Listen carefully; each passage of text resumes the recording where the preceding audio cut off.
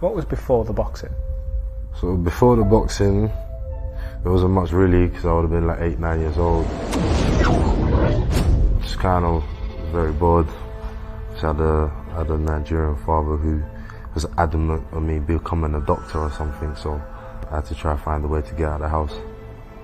Boxing was the one. That is this guy now going all Boxing didn't even come into it at first, but then it did.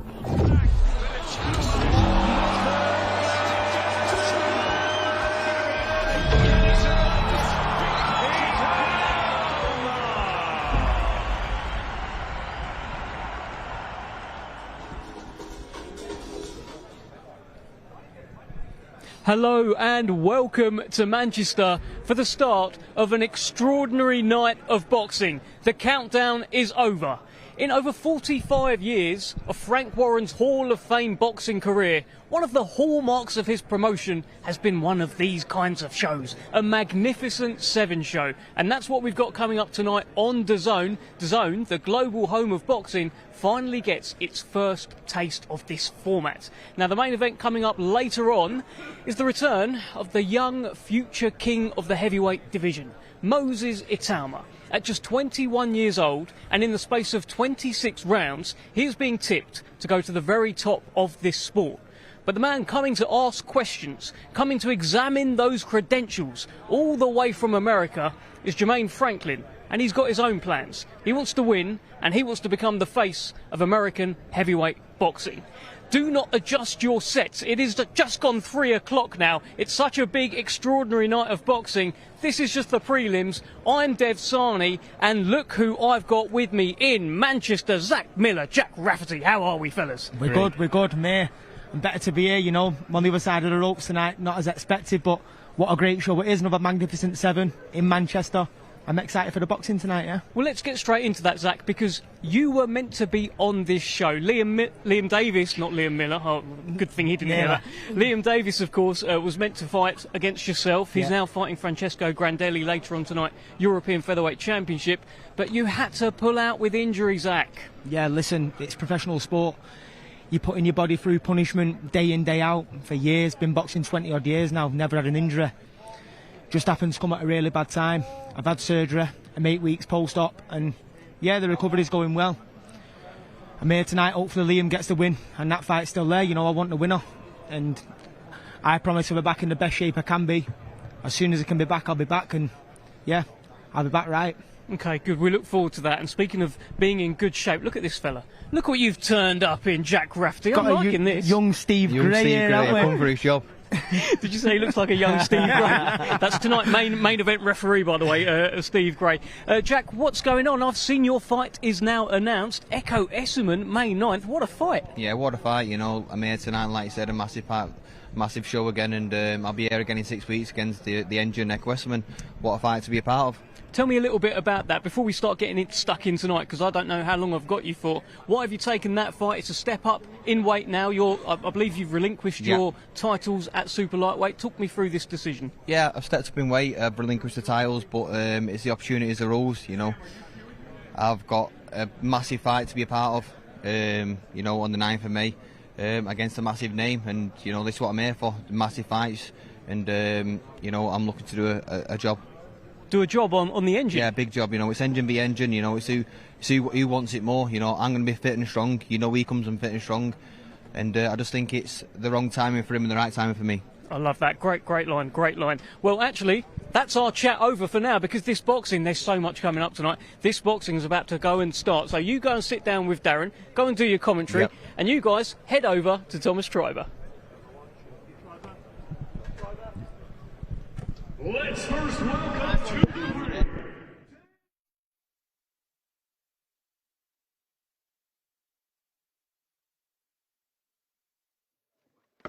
Well, good evening and welcome to Manchester. Welcome to the Co-op Live, a fantastic arena which will be electric later on. It will be packed in here. It will be pumping and the atmosphere will be incredible. But this man, just waiting for his ring walk music, is Danny Costello, 25 years old from Nuneaton in Warwickshire. And this is fight number 6 for him this evening.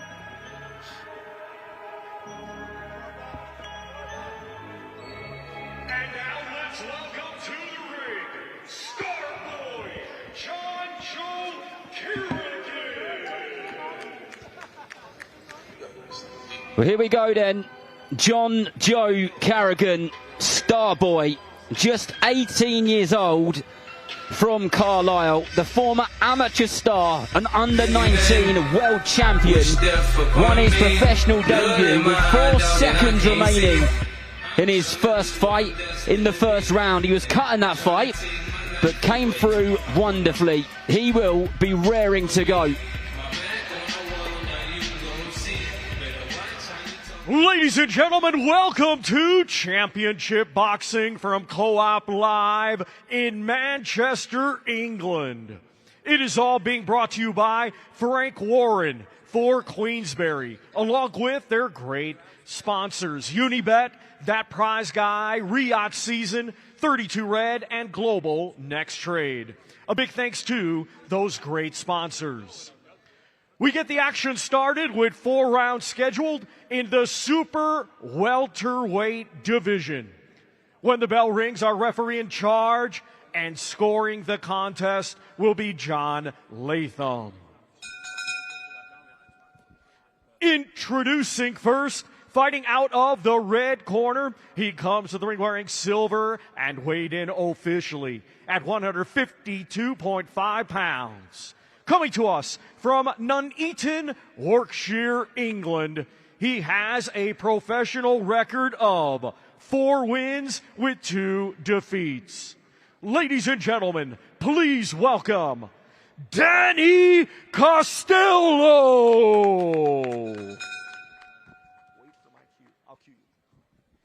And his opponent across the ring, fighting out of the blue corner. He comes to the ring wearing black, pink, and purple and weighed in officially at 153.6 pounds. Hailing from Carlisle, England, he is undefeated with 1 win. That 1 win comes by way of knockout.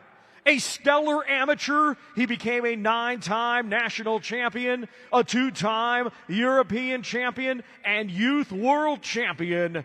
Here is Star Boy, John Joe Kerrigan.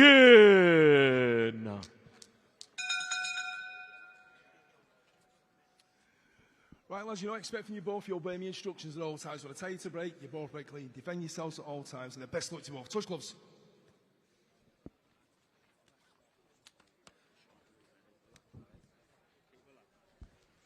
Well, as John Joe Kerrigan made his way to the ring and got in the ring, he made sure he went straight up to Danny Costello and gave him a bit of a Kerrigan look. Costello boxing in the southpaw stance with those white shorts, and John Joe Kerrigan boxing in that orthodox stance with the pink and purple shorts. Welcome to the Co-op Live, Jack Rafferty and Zach Miller. Darren, good to be here. Privileged again. Done John Joe's debut and we're here again on his 2nd fight. And Jack, good to see that your fight's been announced. Yeah, all been announced now, and you know, I'm gonna look around here tonight, and I'll be here in 6 weeks, and what a show to be a part of. Well, itchy knuckles for you two, and Zach will most certainly speak about you in a bit, but this is a good, strong start for Kerrigan, boxing out of that southpaw stance as he just stabs that jab down to the body and one upstairs. He's only 18 years old, but incredibly confident. Yeah, you've got to take into consideration here he took a fight against Costello. He's got a winning record. You don't see many lads fighting a lad with a winning record on a 2nd fight, but Kerrigan's got that experience as an amateur, and what a lovely jab he's just landed there. Costello's a very good operator. Only 1 defeat on his record, 4 wins so far. As you say, Zach, he has got a winning record. The loss was a split decision to Kirk Stevens, a former Midlands area champion. So the fact that Kerrigan's in there with this type of fighter in just his 2nd fight tells you that him and the team around him are confident in his ability. So he's got to have his wits about him tonight, hasn't he, Jack? Yeah, definitely got his wits about him. He obviously raised himself, and he's going in for a tough opponent. You know, 2 fights in. So he's obviously trained well, he looks well, and he's looking to do a job tonight. Yeah, the thing is with this opponent as well is he's not come to just suck up, has he? He's throwing back, so that'll give Carrigan the openings what he needs. When you're in with them so-called journeymen, they're tucking up, they just want to survive, but Costello's coming here and he's throwing a few shots himself, so I won't be surprised if Carrigan finds the openings like he just did with that lovely body shot. He did. Well, that left hand comes over the top from Costello, and the timing was nice there from Carrigan. Just got that hook to the body as he snaps Costello's head back with the southpaw jab. And let me tell you, Costello's confident with this as well. Seen him in the fight hotel. He's got a bit about him. You know, there's some confidence there. He's walking with his shoulders high, his chin up in the air. He's up for it, and you can see it because he's coming forward. He's come to win tonight. You know, he's like you said, Zach said. You got with these journeymen, the opponents. You know, they come to survive. He's come to win, so that's where you can get your work off. Good work with the jab from Carrigan. Just gave John Latham a smile. That was a lovely shot. Changed the jab into a right hook then.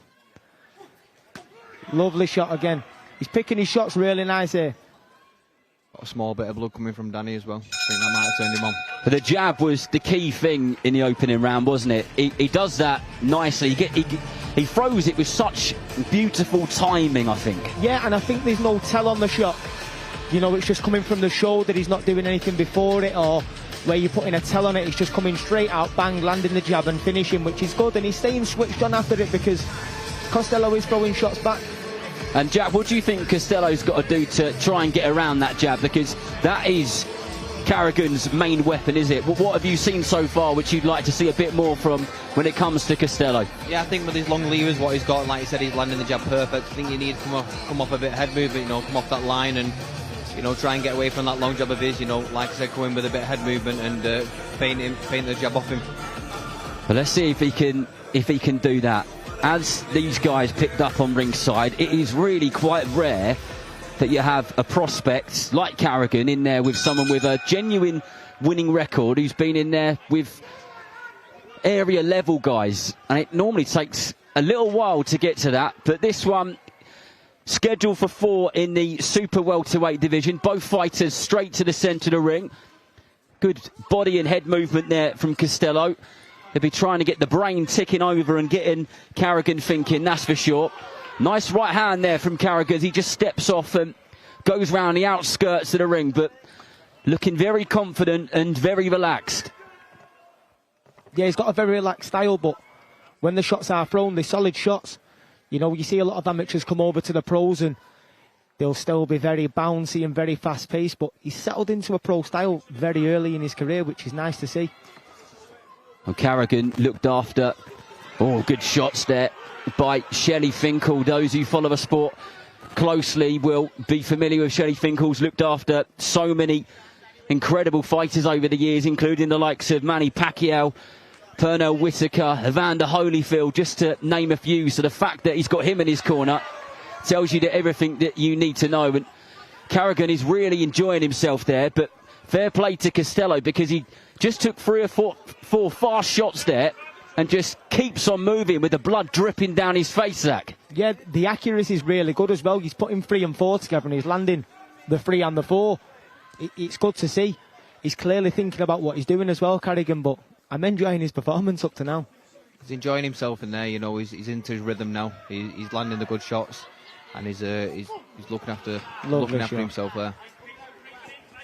Well, Carrigan in his debut fight in Glasgow on the undercard of Nathaniel Collins versus Cristobal Laurenti. Myself and Zach Miller were there for that. He got cut in that first fight in the opening round, but finished his man with 4 seconds remaining. Interviewed him afterwards, and he loved every single moment of it. And sometimes the amateur stars don't turn over into the pros as smoothly as John Joe Carrigan has. Lovely shot there. No, he's transitioned very well and he's going through the gears here. And Costello coming back with more as he just tries to pressurise Carrigan on the ropes there. Yeah, I like the way Carrigan stayed calm then when Costello was having a push back. You know, he blocked the shots cleanly, come off and then got his own work off and he's back on the front foot. I think they're switching effortlessly. He's throwing Danny there. big time. You know, he's walking onto backhands and jabs, and he don't know what's coming. Lovely shot. Like that. And there's the timing again. A magisterial performance from Carrigan so far. Really authoritative in there. Just changing the angles. Looks to his corner and gives them a big smile. It's almost a bit of a told you so smile. As he comes forward to Costello and lands that right hand straight through the middle of the guard again. But I tell you what, I'll tell you what it is when you put better fighters in front of prospects, you often get better performances, don't you? They rise up to it, and that's exactly what we're seeing here. Yeah, he is, and like I said before, he's finding the openings more because Costello's throwing his own shots. He's not just come here to cover up. He is throwing his own shots and trying to get his own work off, but Carrigan's dealing with it. He's adapting and finding his work in between. Jack, it looks like Costello is trying to make an entrance, trying to get those attacks off, but he's just being beaten to the punch every single time, isn't he, at the moment? He's getting beaten to the shots, you know. Like you said, he's trying to get his own work off, but I think he's just a level above his opposition tonight. Well, absolutely, hats off to Danny Costello, who has been hit with a lot of straight shots, loads of jabs, big left hands have come from Carrigan, and he just marches on. And Carrigan up and off his stool, ready to go straight away. He was. Costello back to the centre of the ring there, just popping that jab out in his southpaw stance. He's switched stance actually, isn't he? I don't know what stance he operates better out of. You can't really tell. He's as good in both. As he switched then and caught him with a backhand in an orthodox position, but from a southpaw, it's very good. I tell you what, Carrigan looking like he's potentially going to get the stoppage here, but Costello still punching back, still fighting back. And Carrigan would love to have a 2-0 record, both of those won by stoppage, and it does look like it, Jack, that's exactly his aim here. He's not taking his foot off the gas by any stretch of the imagination, is he? No, definitely not. No, he smelt blood there, and he's going for the finish. Yeah, I can see John Latham having a good look as well. Sometimes you don't need to take the punishment, you know, like you said, the corner might save him, the referee might save him, so he definitely smelt blood and he's going for the finish. A strong 1-2 there from Costello. Carrigan changes the angles over and over again, marches forward with those 1-2s. Yeah, I think if he keeps this sustained pressure on a couple of clean shots, and the ref's going to jump in. Big shot. Big left hand there, and that was a body shot which ended it. And John Latham has seen enough. But I tell you what, Costello can't beat himself up over that at all, because he put in a solid performance. He could have easily just tucked up and just gone on the defensive and gone negative, couldn't he? He's been saved for another day there. He might be going for that, but he'll see in, you know, maybe the next fight or the fight after that, like, I didn't need to take that punishment. It was only going to end one way, I think, and I think it's a great decision. I think his corner team was looking at going to make that decision, and yeah, like I said, it was a great decision. Great fight. But a bright future for John Joe Carrigan of Carlisle. It's mad to think that, you know, at 18 years old, me and Dev Sani were speaking about this earlier on, that when Fury Wilder happened, he was like 12 or 13, and here we are, 18 years old, just made a second professional, well, just got a second professional win in style. Over to Thomas Triber.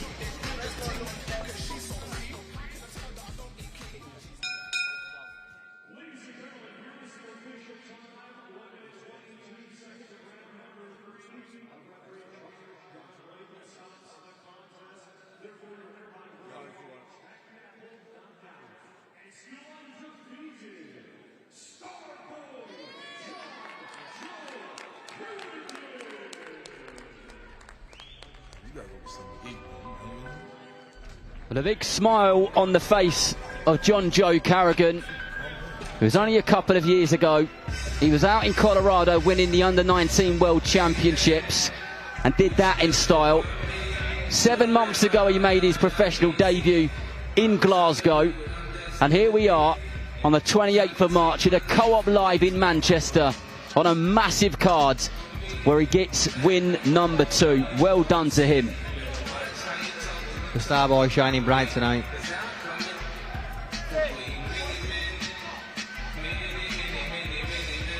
Well, we'll be ready for our second fight in just a moment. 3 fights on the prelims. And then it is the Magnificent Seven. And then a bonus fight after that as well. Manchester's Billy Dennis in action. Well, here is what is coming up. That is the full Magnificent Seven card. Any in particular, Zach, that you're really looking forward to? Apart from all of them. No, I'm looking forward to all of them, but you know, I watched the one where I should have been, you know, Davies versus Grandelli. Grandelli stepped in as I suffered an injury. It's a professional sport, you put your body through punishment, you pick up these injuries. But yeah, I'm ready for that one. Well, over to Dev, who is joined by John Joe Carrigan now. Thanks, Darren. Yes, John Joe Carrigan victorious.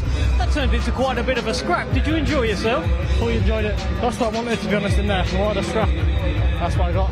But you've got the skills. We know you could have just kept him on the end of one.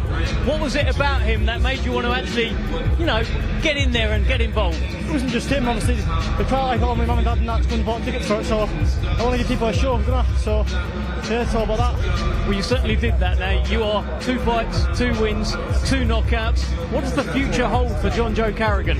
I should be boxing in 3 weeks in Glasgow. The Fanny Collins card. Get that out of the way and just keep rolling.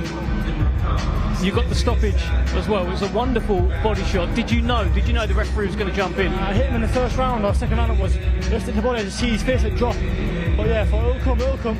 And as the referee was standing, I just whipped one in and it went nice, so good. I love that. I was talking to Shelley Finkel, by the way, as I was walking in, your manager. He is so excited about you. The world is so excited.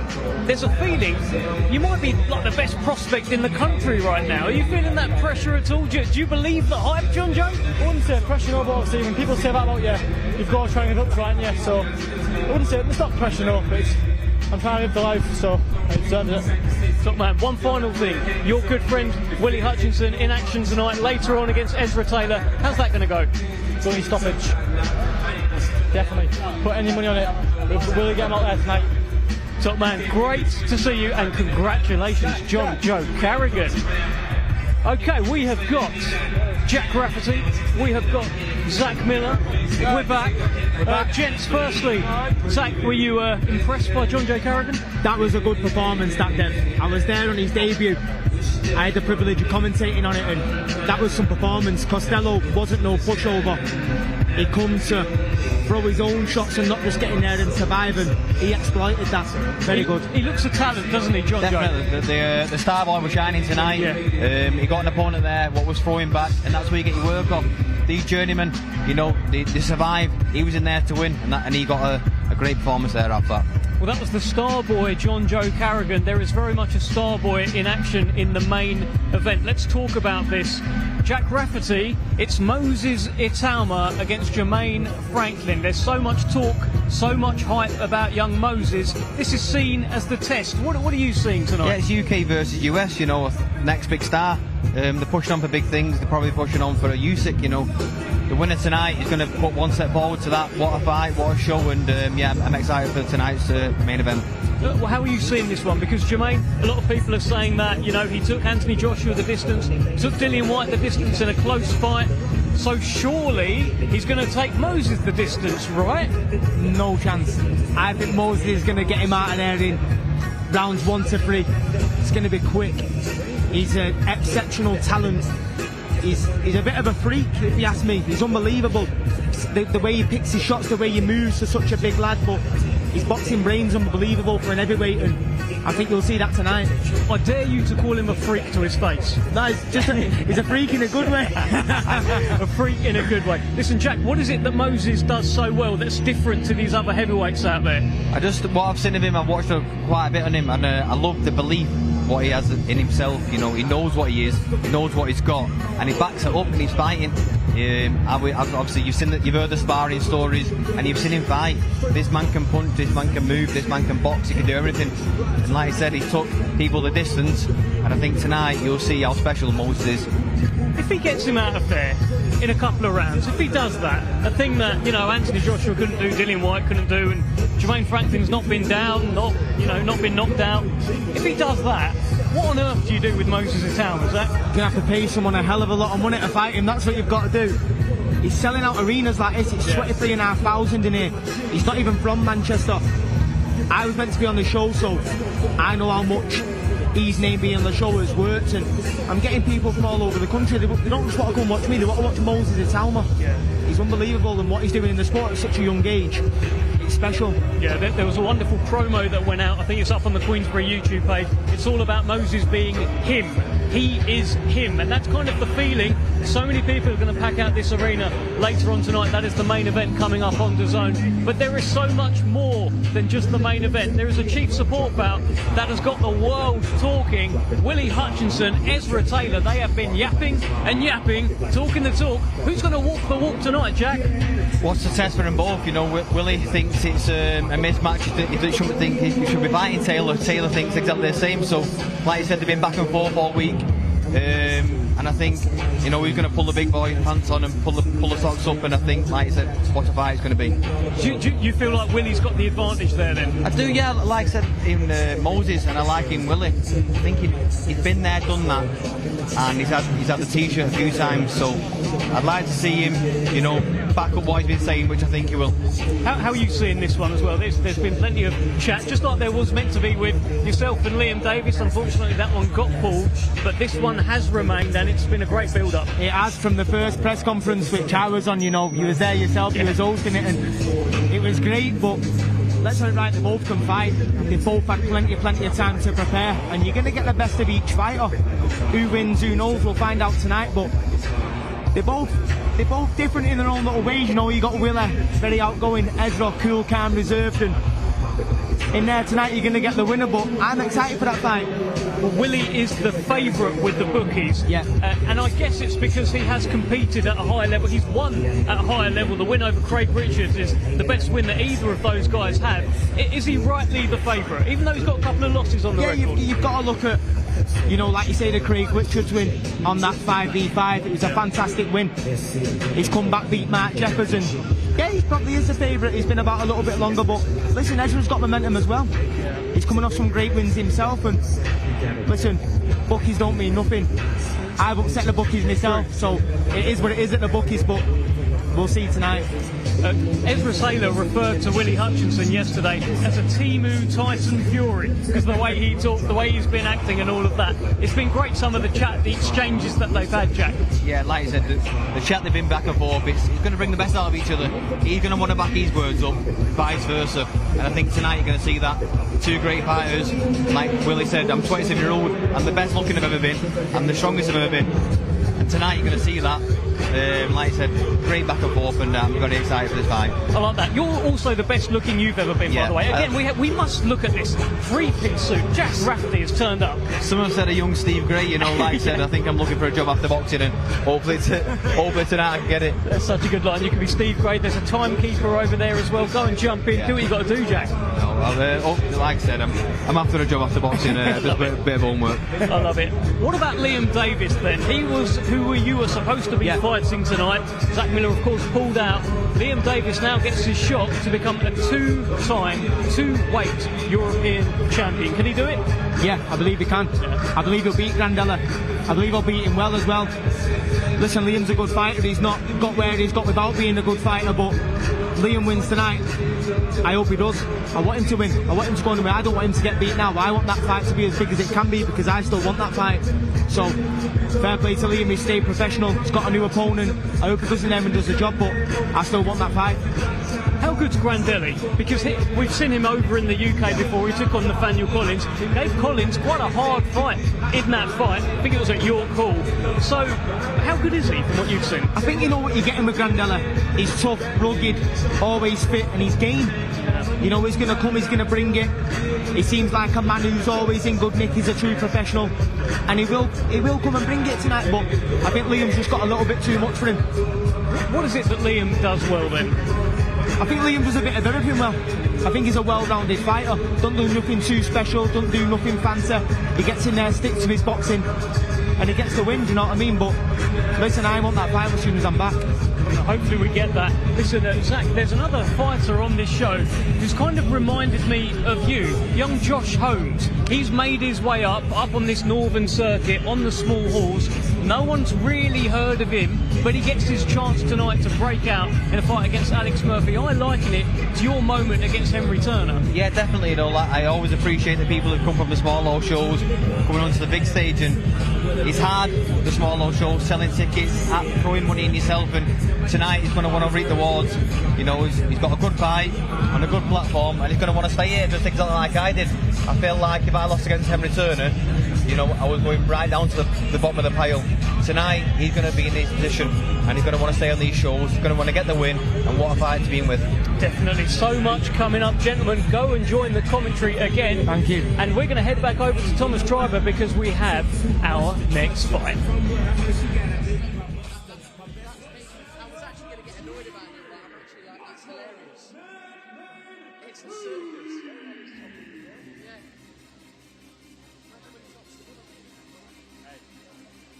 Well, here we go then, bout number 2 of the evening. And here comes 135 bout veteran Michael Mooney from Worcester. He's been the distance with the likes of Maxie Hughes, Jordan Gill, and the man sat to my right, Zach Miller. He's a tough man, an extremely tough one to get out of there.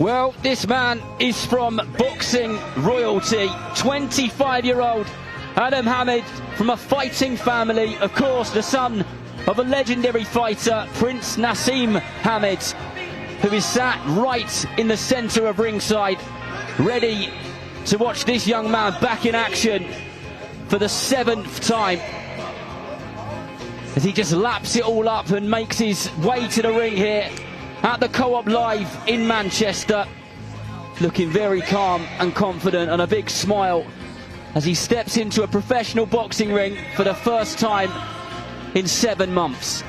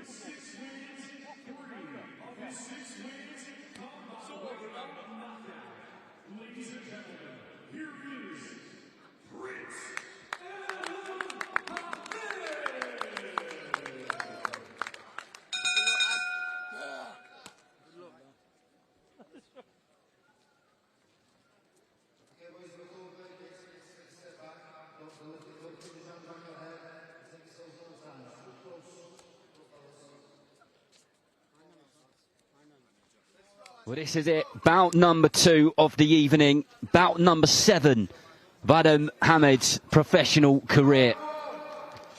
This one's scheduled for 4 3-minute rounds in the super lightweight division. Boxing in the blue and red shorts is Michael Madman Mooney, a 135 bout veteran, in against Adam Hamid in the southpaw stance with the all-white outfit, actually, as he just pressurizes Mooney onto the ropes, and he will circle around that area, defensively very sound, and he will keep Hamid on his toes, Zach. He will. I've boxed him myself, and he'll call you one, he'll have a chat to you, and you'll land the shots, and he'll swing a couple back like he did then, so you've got to stay switched on. But as his name says, madman, he is a madman. He'll fight absolutely anyone on any notice, but fair play to him. Well, moments before the first bell sounded, Madman Mooney just stuck his head over the ropes to our commentary position and spotted Zach Miller and said, "Did I fight you?" And out of 135 fights, he's got a good memory. He has got a good memory. He's remembered my ugly face, hasn't he? But, well, he's only human. Yeah, he is only human, but he is a madman. But Ahmed's got off to a positive start here, you know. He's on the jab, popping it from the waist, bringing it up, changing his stance. But Mooney's not offering much back, to be fair. Nice and relaxed, just picking his shots well is Hamid. The eyes of his father piercing on his back from ringside, looking ultra relaxed. He has had about 6-7 months out of the ring, Hamid, but by no fault of his own, keen to be active, keen to be busy and move in the right way. Mooney saying that one landed on the back of the head there. Steve Gray lets him crack on with it straight away. Lovely shot then, back onto the body. He's landed a couple to the head and he put that one downstairs. It was a good shot. Yeah, I think that's what you're going to have to do, throw him down to the body, and, you know, I think he's going to feint a few to the head then, because he's quite switched on there, Mooney. Hamid just trying to gauge his distance, get his timing right, which he will do. He'll get it eventually. Yeah, he is, and he's staying relaxed, you know. He's comfortable. You can see that he's switched on, and if he wants to go through the gears, he can. He's just trying to prize a couple of shots around the back there, which is nice. Nice work there from Hamid. He went with a lead hook to the body, then just switched it up with a nice strong stiff jab upstairs. Just snapped the head back of Mooney. Yeah, he's reddening up now, Mooney. You know, he's cut for a couple through the middle, down the pipe. As there, he's just touching him in at different paces, which is good. Be nice to see Mooney actually start coming back with a few more shots of his own now. Hamid is absolutely having it completely his own way in there. Lovely shot. I think with fights like this, you're having it your own way, you know. You might not be able to stop him, but if you can put the combinations together, the referee will stop it. Well, good opening round for Hamid then, Jack. Yeah, great opening round there. Like we were saying before, it's hard with some of these journeymen, you know, they don't offer you much back, and I think he's going to have to go through the gears in this next round, tire him out, and if you don't get him out, the referee might do that. Yeah, no, it was a good first round, but Mooney's not offering much, but I suppose you can only beat who's put in front of you, but it's only a matter of time before Ahmed steps on him and starts putting the punches together and probably does look for that stoppage.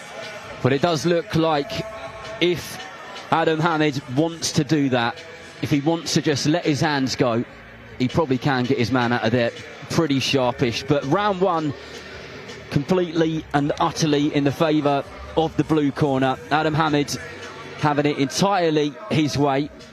But nice to see him back in a boxing ring, looking confident, looking relaxed. He wants to make some big moves in this game. And of course, people are going to compare him to his father. That's always going to happen. But like these fighters, the sons of fighters always say, he's his own man. This is his own journey, and this is his story, and he's writing it right now in the middle of that ring here in Manchester. Yeah, he is, Darren. And like I say, Michael Mooney's the next step on that journey. He needs to get him beat tonight, back in the gym with Jamie, and they'll want to keep him busy this year now coming up. I think going off unscathed, especially in the earlier in your career, you know, that momentum's got to be flowing. I think I've tried to get 5 fights in a year, all going well, you know, injury-free, and the shows are there. I think that's what you can do tonight. Do a good job on him. Like Zach said, back in the gym, straight looking for that fight date. Nice work in terms of changing the levels there from Hamid. Goes upstairs and then just effortlessly drops a left hook into the body. He just saw a big exhale of breath from Madman Mooney. I think with tough men like this, you know, headhunting is no good. I think you've got to chip away at that body, get their hands down, and hopefully you can find something at the top or tire him out and the referee will, you know, wave it off. The face is becoming more and more red of Mooney as this fight goes by because, well, I tell you what, Zach, Hamed isn't wasting any punches, is he? The shots which he's throwing, a good 99% of the time, they're landing, they're getting through, aren't they? I mean, that's a great example. Yeah, it is. Double uppercut then. Not many throw that, but if it was there and he threw it. I don't think I've seen him miss yet. But you've got to look at his dad. His dad was very accurate. My goodness, was he. And Hamed just landed about 2 or 3 shots there, and Mooney just laughed and then kind of just went off to the other corner. He loves it. He's playing with him, but come on, Mooney is one tough man. Well, 93% of people who have defeated Mooney, and of course he is a classic journeyman, 122 defeats on a record. 93% of people haven't managed to get him out there in the distance. So it'd be a good stat if Hamed can do so. Yeah, want to come out of here unscathed as well. He won't want to take any punishment. He won't want a daft cut off an head clash or anything like that as such. He'll want to get in there, get the job done and get out. Just sunk a nice hook in just a moment ago. It was heavy. It really thudded from ringside. Yeah, I think that definitely registered as well. I think that body, you know, chip away at that body now, and he's quite tough to you. You can see that. It looks like target practice, but there's another shot. Beautiful straight left hand, wasn't it? Yeah, the art is solid when he's putting them in. And I think Mooney, at the end of this round here, he's felt those punches more than he has previously, because for the first time I saw him kind of lunge forward and try and grab hold of him, and that tells me that they're starting to take effect, aren't they? Yeah, they are. I know it's only a 4-round contest and we're only at the end of the second round, but the arts are starting to take the toll and they're reddening up round the face. It seems to be getting worse and worse, doesn't it? But I think Hamed should just go through the gears a little bit now and just try and get him out of there, maybe. Yeah, maybe, you know, like Zach was saying, going through the gears there, can put his hands up and go again. You know, he's not offering much back. A good sign of there, like the shots are registering. He's complaining to the referee around the back of the head. That's normally a sign of, you know, getting a little bit tired. He's not liking this. So, like I said, I think he can put his hands up, start going through the gears in this round. But Jack, there's a bit of a danger sometimes when you haven't got pretty much anything coming back from Mooney, that something can come back and Hamed could be caught off guard, couldn't he? So he's really got to stay switched on. Yeah, he can't be complacent whatsoever. Like he said, he's having it all his own way, and unfortunately in boxing things come back and he's got to stay switched on, you know, listen to his boxing, listen to his corner, and watch out for them shots coming back.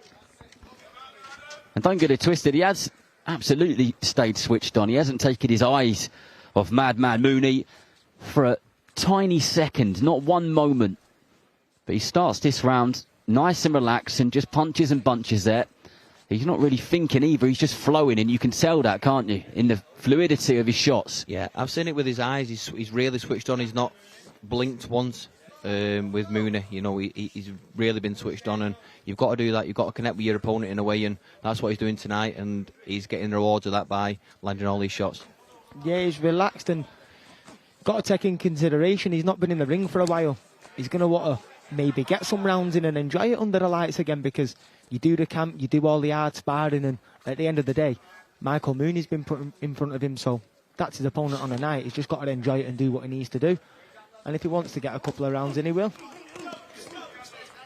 He had Mooney in the corner there for about 6 or 7 seconds. I'm really liking his distance with the range and how we speak. He's not giving Mooney a second off when he comes off, landing all these punches, and he's still there to be hit again, and he's very draining that. And one of my observations with Hamed is he's constantly doing something. There's little feints, there's just tiny little intricate details which he does with his feet, with his hands, and as an opponent, that's knackering, isn't it? You're constantly trying to work out what's coming. Yeah, you are, and I like the way he's having the half a step back when the Mooney comes to close in. Whether Mooney's going to get the grab or just smother, you don't know, but Hamed's having the half a step back and it's just cancelling out whatever he's trying to do. There you go, he went to get the grab, but the step back got rid of it, which was good. That's what he's going to want to do, apart from putting his guard up and trying to get a rest. He can't do that, so he's going to want to try and hit and grab and you know, spoil a bit of time. Shot. Hamid really controlling every aspect of this fight. The rhythm, the tempo. He fires when he wants to fire, and even to the point where he's controlling what his opponent wants to do. Because, like you said, Jack, when he goes in, lunges in to grab hold of him, it's just that little step back, and he kind of nullifies even those little things, doesn't he? Which is good, which means he gets to do his best work when he wants to do it. Yeah, of course. Like you said, he's stepping back and he's not giving him a second. He's fighting a fair few levels above there, what he's supposed to be fighting tonight, which is good. You know, you don't sometimes prepare for fights what you're fighting on the night. You prepare for fights what a month down the line. So, and tonight he's showing that like his mum's ahead. Yeah. Dave Allen in the corner there. Big fight announced for him in Doncaster against Filip Hrgovic in May. Hamid surrounded by a good team. Yeah. More than a good team, you know. We've got Jamie, Nigel, and Dave. Who else would you want in your corner? What a team, and what a fighter. Well, incoming later on after the prelims is the Magnificent Seven.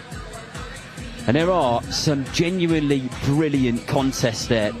Willie Hutchinson versus Ezra Taylor was a fight I don't think people really thought about until they had a little bit of a run in at ringside. And Joe Pugh from IFL TV takes responsibility for that. Well done, Joe. Asking some questions which caused a bit of heat. And here we are. Of course, this fight was meant to take place on the January date, which Zach Miller was meant to be on as well, but a bicep injury, a bad bicep injury, put him out of that. But hopefully we can have that Liam Davies fight at a later date, Zach. Definitely. I'm more than up for that. Of course, Liam Davies fighting for the European title tonight. Yep, against Grandella. Hopefully he comes through that. Well, fourth and final round in bout number 7 of the professional career of Adam Hamid. 3 fights he's won on points and 3 fights he's got done in the distance. I like the way he's not giving him too much respect, you know. Sometimes you see a lot of lads who have got a little bit of an experience, they'll get in with so-called journeymen and they'll start to faint him up like it's a world-class operator. But he's not, he's just going on him. He's setting a pace on him now this last round and he's just letting his hands go, which is great. The team at ringside are really urging some urgency from Hamid there. I think they want to see him put his foot on the gas a little bit more and just start letting those hands go. And his dad's just shouting for that left hook from ringside. Yeah, he wants the speed, and as he's shouting there. He's not put a foot wrong tonight, really, you know, like you said. The statistics of him getting stopped, he's a tough man. He knows how to survive, he knows how to, you know, burn the time, and he's in there with a tough man there tonight. And just a reminder that Hamid had 0 amateur contests. So he is doing all of his learning with a lot of pressure under the bright lights on big shows. Yep. So I think he's being managed brilliantly, and just continuously to fight tough guys like this in 4-rounders is a good apprenticeship for a young man who didn't have an amateur career like John Joe Carrigan did, who was our opening bout of the evening and got it done in 3 rounds. This is a completely different story with Hamid, who continues to just put the pressure on that lead foot in the southpaw stance, still not wasting any punches at all. Yeah, he's not wasted nothing and he's not took nothing. He's in a good gym, you know, with Jamie and Nigel. They'll be happy with this. He's gone in there. Might have worked on some shots that he's been working on in the gym, and he's come out of here unscathed. I know he's got 47 seconds left, but I don't think he's going to get it. I'd put my house on it. I think, like he said there, Darren, you know, he's doing his apprenticeship in the pro ranks, which says a lot. You know, he's not got loads of amateur experience. He's got a load of pressure on his back off his dad, so I think that pressure is making something there, and it's a top class fighter. So far, definitely so good for Adam Hamid, who's piling on the pressure in this 4th and final round with just 15 seconds left to go. Surely Michael Madman Mooney will make it to the sound of the final bell in this contest, like he almost always does. 93% of the time he's done that. Got to give credit there to Mooney. Got to give credit. But that was good. That was a good, relaxed performance. Did plenty well. And like you said, Zach, I think the corner team are going to be happy with it. Yeah, of course they are. He's gone in there, got the win, not got it, and he's probably done harder pads in the back before he's come out. Do you know what I mean? But it is what it is. He's got in there, he's got the job done, and he'll want to be out soon again. And there's no reason why he can't be. You know, whether he wants to move on to a 6th rounder next or do another 4, it don't matter, because like you said, he's not had any amateur experience. He's doing his learning on the job, and he won't ask no questions. Whatever Jamie and Nigel say, he'll just want to keep busy. Yeah, activity is absolutely key. The first fight back in several months. So many shows up and coming with Queensberry. So there will be opportunities to get him back out of there. But absolutely, young Adam Hamid, 25 years old, will move to 7-0 this evening.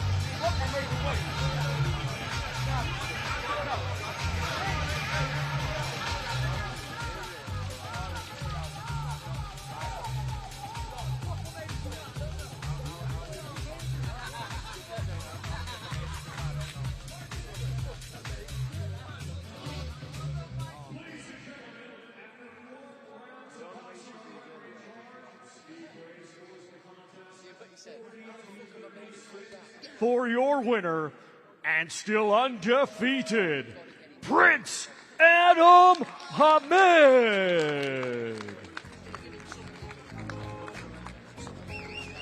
Well, Prince Adam Hamid made his professional debut on the undercard of a heavyweight championship of the world.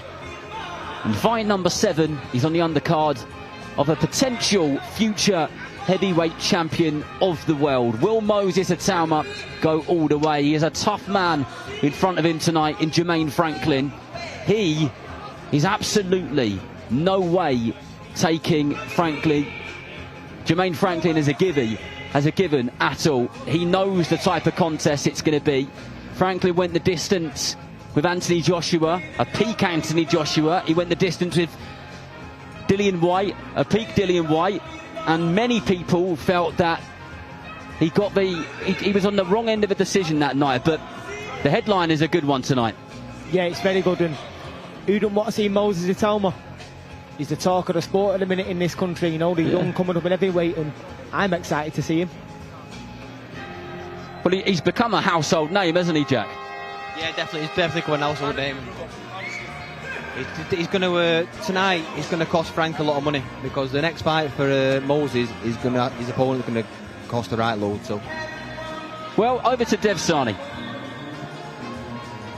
Adam Hamid, congratulations. Now 7-0. Try and sum up how you're feeling after that performance. Look, to be honest with you, I'm happy, but I could have got him out of there. I hadn't been in the ring for 7 months, so in terms of going through the gears, look, I'm happy. You know what I mean? I normally jump out, and I'm not happy, but I feel like I boxed well. I was flowing. I had a lot of support come out today. My brother here, my father.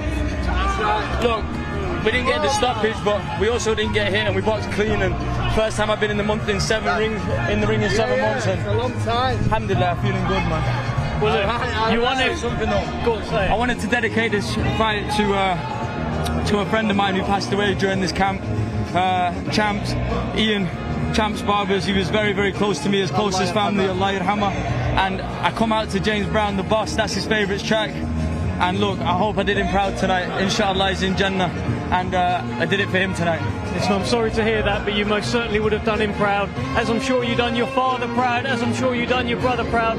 Prince, now it's great to see you. How do you feel about Adam's performance tonight? Do you know what? It was beautiful. It was clinical. It was very nice, and it was just clean work. You just have to look at his opponent's face. That's the work that he's done. Very durable opponent. Big credit to Mooney as well. Nice kid. Yeah. I mean, he's very durable. He could take a lot of shots. But you know what? He's learning. He's improving. He's in the shape of his life tonight. You know, his brother's coming directly after. Sammy's going to be on soon. Both of them are going to be fighting on the same bill. So I'm proud of my boys. I'm very proud of that performance tonight. My son just keeps turning it on and turning it out. That's what we like. That is what we like, and that's what we're seeing, and we can see you improving. You're learning under the lights every time. But are you feeling yourself getting better and better in there, Adam? I was feeling myself in the ring tonight. I felt like I was flowing. I think I got hit with one shot. I didn't feel it. I'm happy, alhamdulillah, for everything. Allah's the best of planners. I feel like I could have got him out of there, but it wasn't written for me to get him out of there tonight. And look, my brother's next on the scene. You're going to see some knockouts when he comes through, believe me. Inshallah, he's coming to do demolition jobs, and I'm talking serious bangers. Yeah, it's your mum. Yes, Look at this. Complete Hammer takeover. We've got Mumsy's on the phone here as well. Prince is here, Sammy. Quick word from you. Brother here. We got the other Suleiman the Magnificent. My goodness, they're all here. Hammer's galore. That's right. You know. Sammy, great performance, right? Amazing performance. You know what? To say Adam's learning on the job, it looks like he's been doing it all his life. It looks like it comes so easy to him, and that's right. Inshallah, I can just pray and dream that I'm gonna get some clean performances like my brother, like my younger bro, man. Mashallah, I'm so proud, and happy that he's on Queensberry shows, larging it up like this, man. He's coming. Listen, and he's so confident as well. Yeah. Where do you think he gets that from? I wouldn't know where he gets that confidence from, but it's from all of the work. Look at this. All of the work that he does, that's how good he looks. Because, listen, he can have his daddy's name, but he can never put all of that work that he does from his dad. That's his own work, and that's how good he is right now. Big up Champs Barbers, let's do this, we're out. Yes. Listen, he beautiful. dedicates his fight to his Champ Barbers. Champ. Naz, just while I've got you, congratulations. One final thing, Moses Itauma, main event tonight, a precocious 21-year-old Moses talent. Itauma is doing nothing but demolition jobs. We love Moses. He's the next biggest thing out of this country. There's nobody like him. I love the fact that he said to me that I'm his favourite fighter. That's enough for me. I mean, the guy is just something out of this world. Yeah. And you know what? Don't put it past him to beat anybody, including Usyk, including everyone, because he's that good. That is the truth. Wow. And I'm just so happy that he's with Frank Warren and Francis, his manager. I love it. Deb, I'm out. Thank you so much, guys. Adam, congratulations. Take care. God bless. Naz, great to see you. Sammy, great to see you. We are out. The Hamids are out. Sam, I mean, look at this. Goodness me. Carnage here ringside. I think we've actually got some fights. Sam, yeah, jump in. I mean, you are the manager of young Adam Hamid. You're helping to guide this career. 7-0 now. Happy? Yeah, I'm really happy, but we need to get some continuity in his career now. So I believe he's going to be boxing on a big card. I'm not going to announce it because I don't want Frank Warren to ring me and tell me off. But he's going to be boxing on a nice big card now, and we're going to really get him going now. Someone with a positive record next, and just bear in mind, no amateur experience, zero. But you can see the boy's got ability. I mean, Naz, his father said, just look at the other guy's face. We could see that. I know he didn't get the stoppage. He was a tad disappointed he didn't get the stoppage, but he certainly marked him up and put his shots together. Yeah, absolutely. And Michael Mooney, bless him, said, how did I get through that at the end? We don't really know how, because he got a pasting, but he's earned his money and respect to him, because boxing needs Michael Mooney's. Yeah. Boxing also needs your opinion on Moses Itauma against Jermaine Franklin. That's the main event coming up later tonight. Sam, how you got it? I think Moses Itauma is going to absolutely destroy him in about 2 rounds. Yeah. Any jeopardy at all with your... Absolutely zero jeopardy tonight, Dev.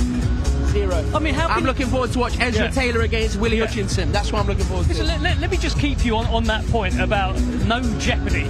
I mean, this is a guy in Jermaine Franklin who's taken Anthony Joshua the distance, took Dillian White the distance, and also, by the way, some people had him beating Dillian White. It was a close fight. And you're telling me he's going in with a 21-year-old kid, and there is no jeopardy for the 21-year-old kid. Too fast, too sharp, too young. He's gonna do him right in there. My goodness. Okay, well, listen, while I've got you, you told me you're happy about Willie Hutchinson, Ezra I can't Taylor. wait for that fight, There's been a bit of chat. I mean, that's the sort of fight we love. No, that's what you want. You want to see fights where you think, oh, what could happen there? I mean, look, Willie Hutchinson is a decorated amateur. People forget, he's a decorated amateur. I've known Willie since he was 17 years old when he was coming to David Hayes' gym, beating grown men up. Willie's a phenomenal talent who has underachieved so far in his professional career.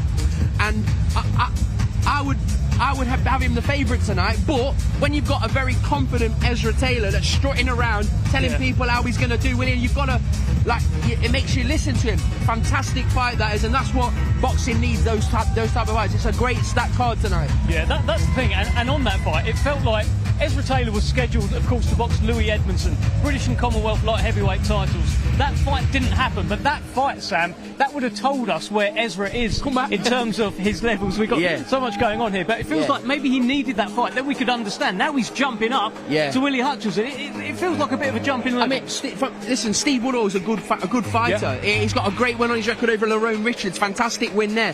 So Ezra's win over Steve Woodall is a very underrated win. But Willie Hutchinson, I think he's a special fighter, Willie Hutchinson. I think, listen, he came up unstuck against Buatsi, and we know with Willie, he's got to get his head right. And once his head's right, and he looks like he's in the right place, he's with his friend of many years, Mirko Wolf, and they're a good partnership. So I see Willie winning, I really do. But I'm not writing Ezra Taylor off because he's supremely confident. Oh, it's such a good fight, Sam. There's loads of good fights. Really looking forward to it. Thank you so much for doing this. I love the way you've been on the mic as well. You're sort of like throwing bars like this, like a young iced tea. Like a young iced tea. Let's head back to Thomas Thanks for having me, Let's guys. crack on. No worries. So back to you, Thomas. Let's now welcome to the ring, Ryan Griffiths. Well, the action continues here at the Co-op Live in Manchester, and this is our final fight on the prelims, and it is a title fight. This man is Ryan Griffiths, from white collar beginnings to title fights and fights of the year contenders. He's got a bit of a reputation for being a phone box fighter. So him and Nelson Birchall should make good dancing partners, but we'll find out when the opening bell sounds. And now let's welcome to the ring, Nelson, the sexy one, Birchall. Well, here is the confident southpaw from Morecambe, Nelson Birchall, 1/3 of the fighting brothers, of course. Leighton and William Birchall making moves in the professional game as well, all under the guidance and the watchful eye of Joe McNally. This is the first title fight of Nelson Birchall's career, and he's just up on that stage, soaking it all in. A big moment for him, and as he said in fight week, a big moment for his family as well. Not only has he worked hard for this, his whole family and team have as well.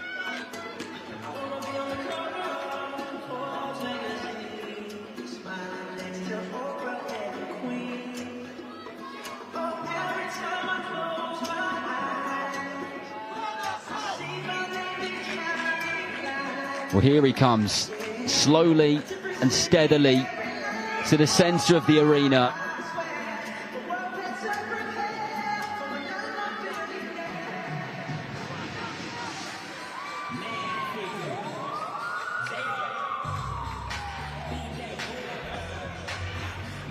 Big smile on the face of Nelson Birchall as he finally moves towards the boxing ring. Massive moment for him.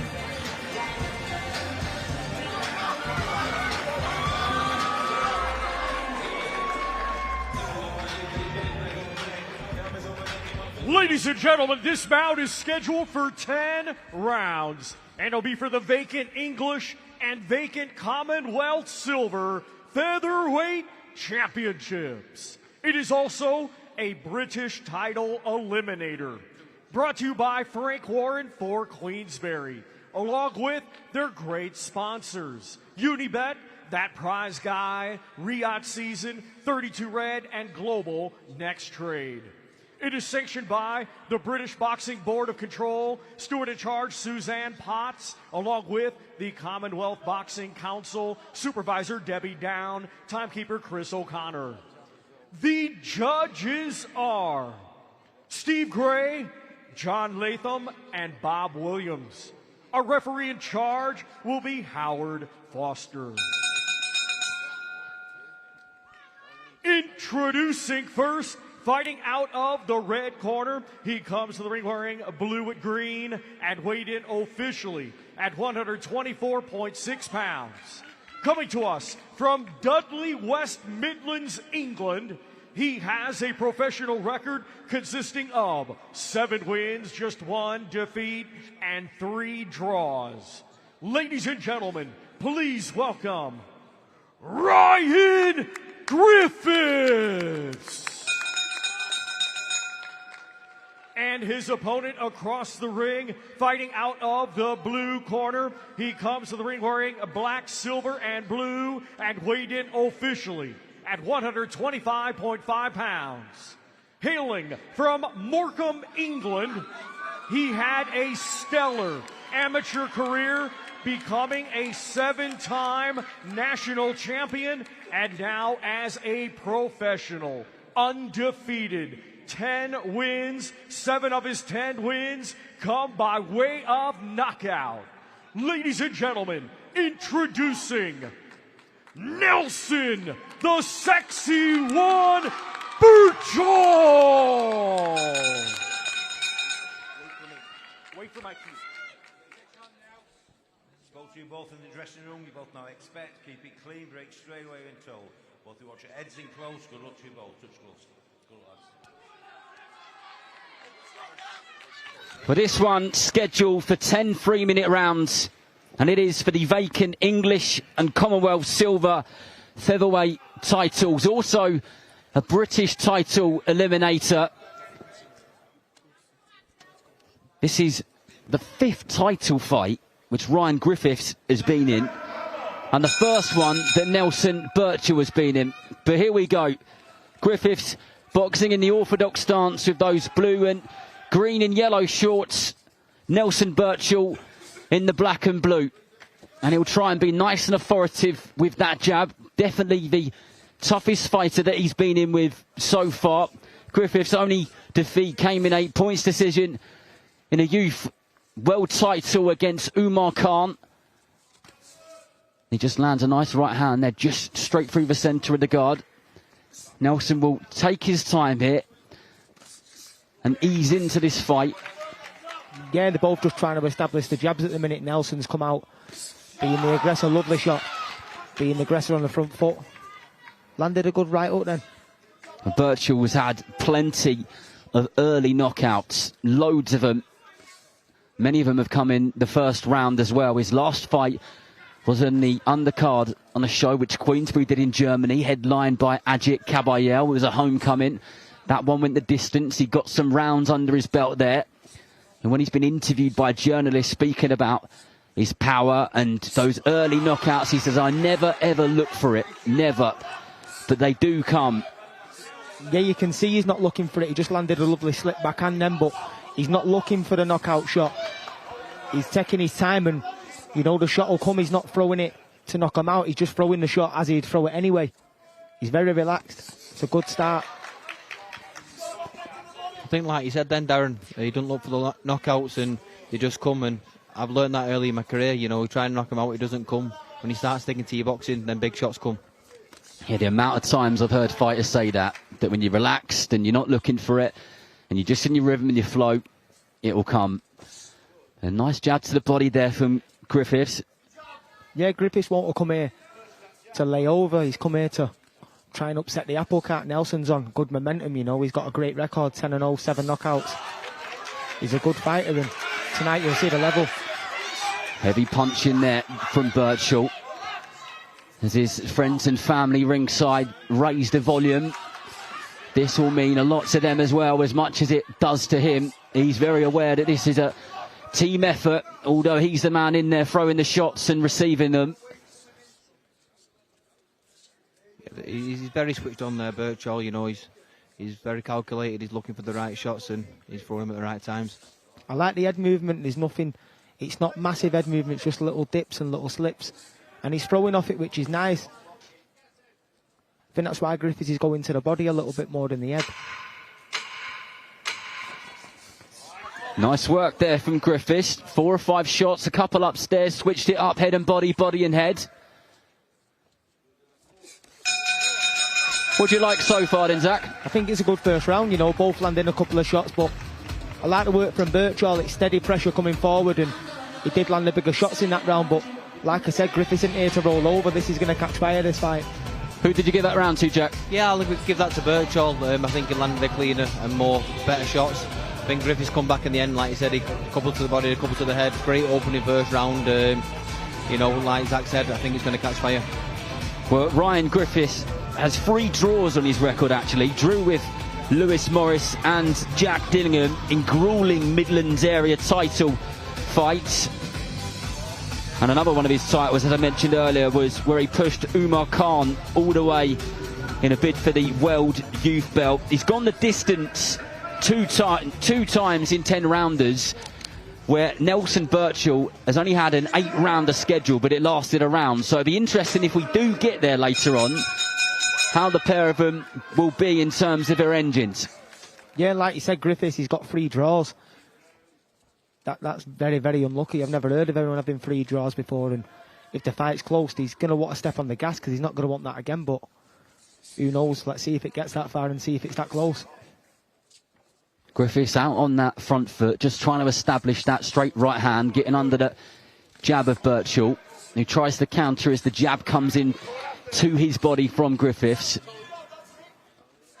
Yeah, Birchall just trying to establish that jab. Griffiths has landed a nice back onto the body a minute ago, and he keeps putting the jab down there.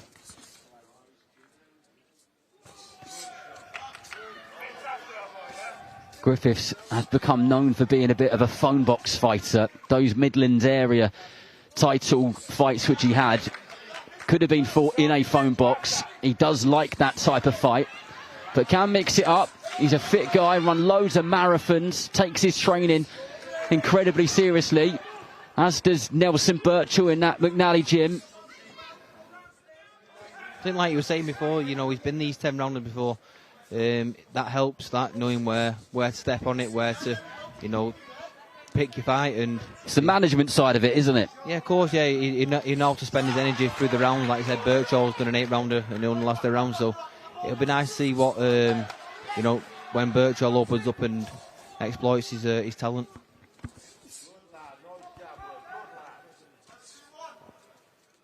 Griffiths really just trying to establish that jab and nullify any attacks which come in from Birchall as he throws that straight left hand and then the hook follows. Not getting carried away, not psychologically getting involved. He's sticking to his boxing as he just dips to his side there and throws that straight left hand over the top.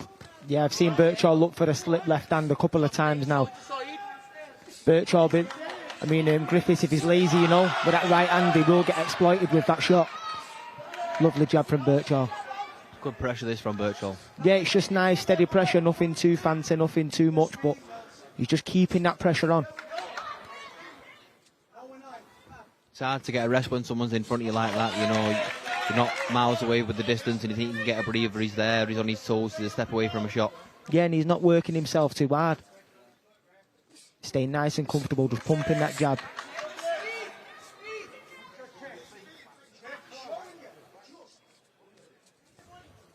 I think, like Zach was saying before, he's not being too reckless with that head movement, which sometimes it can get mistake from a feint. You know, he's looking for the shot, and he's throwing.